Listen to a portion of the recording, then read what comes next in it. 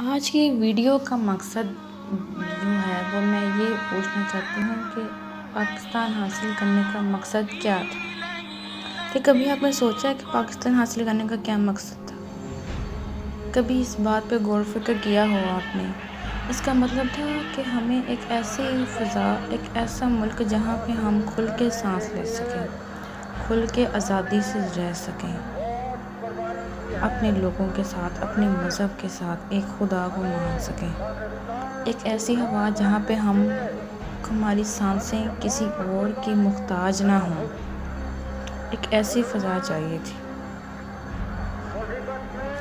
لیکن آج کل کیا ہو رہا ہے؟ اب 14 اگست جشن آزادی کو کس طرح مناتے ہیں؟ ون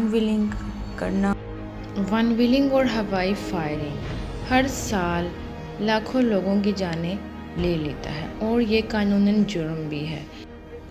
اس پہ مکمل بین ہونا چاہیے۔ میری والدین سے گزارش ہے کہ جب آپ نے اتنی دعائیں مانگ کے بیٹے مانگتے ہیں تو خدا را ان کے بڑے ہونے پہ ان پہ نظر بھی رکھیں، کیونکہ یہی ہمارے ملک و قوم کا سرمایہ ہے۔ اگر یہ اس طرح اپنی جانیں گنوا دیں گے تو ان کے والدین کے لیے، ان کے عزیز و اقارب کے لیے ایک اذیت کا اور زندگی بھر کا ایک روگ بن جائے گا۔ تو خدا را اس جشن آزادی پہ اپنے آپ کو پہچانیں، کچھ ایسا کریں کہ جس سے ہمارے ملک و قوم کو فائدہ ہو۔ آخر میں آپ کو ایک لاسٹ میسیج جو کہ ایک پاکستانی سولجر کی قبر پہ لکھا ہے وہ سنانا چاہوں گی۔ وہ کہتا ہے کہ مجھے کوئی ٹین ایج کوئین نہیں چاہیے۔